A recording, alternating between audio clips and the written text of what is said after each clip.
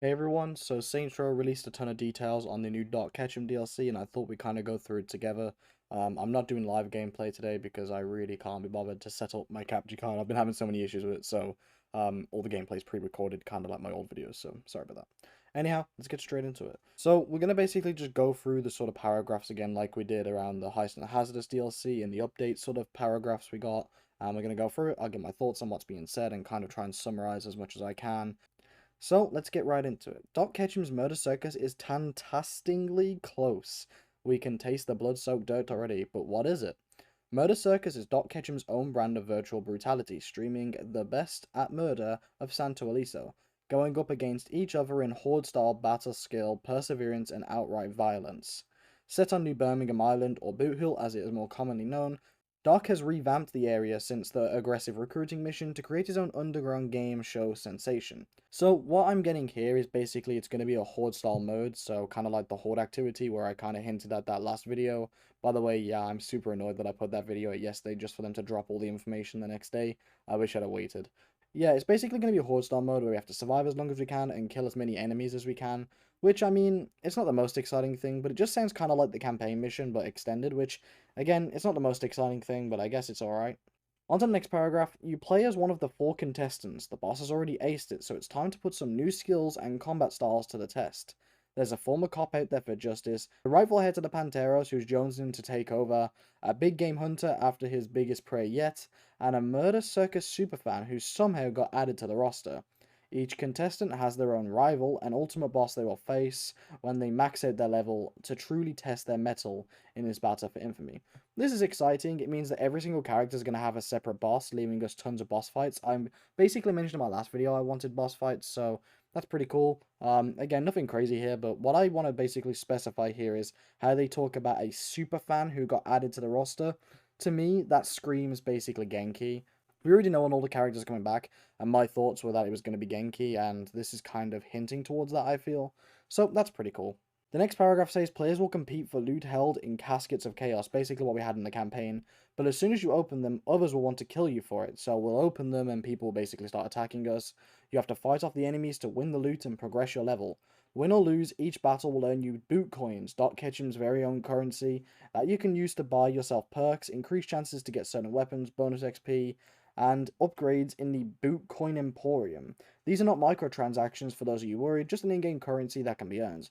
Level up your contestant to get access to more to give you a little help to fend off the Grim Reaper. Use those coins wisely. So throughout the game, basically we're going to be earning these coins, and I think that we can basically trade these in for specific weapon types and higher chances to get certain weapons, which I guess is kind of cool. It gives us another currency in the game, which, I mean, I don't personally hate that. I also like that they're basically specifying that as you get weapons, the game's going to kind of genuinely get harder with how many people are attacking you. I guess it'll be kind of cool to see some progression in that department for sure. And they talk about a boot coin emporium. I imagine this is just going to be like a plaza area where you can actually go and spend those coins.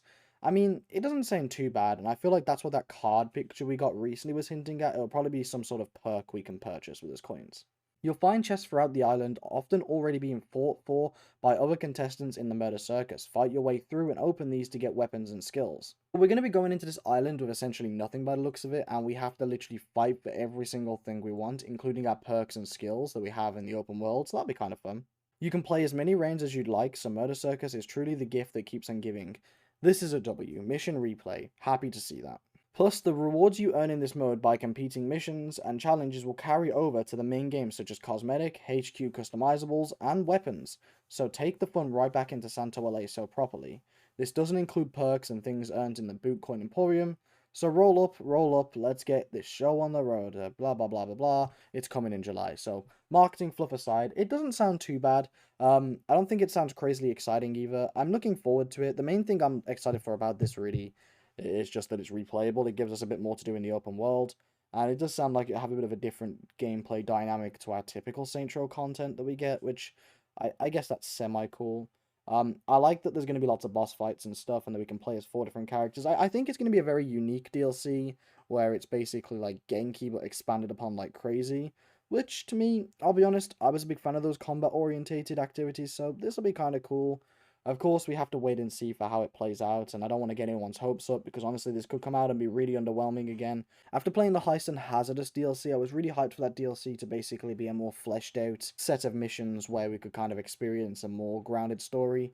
And unfortunately, we didn't really get that, so I'm not trying to overhype myself for this one here.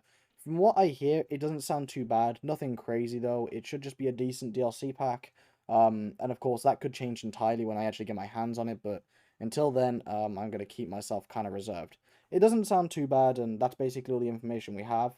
I like the element of a new currency being introduced and playing as 4 different random characters, all have their own rivals. That could be really fun.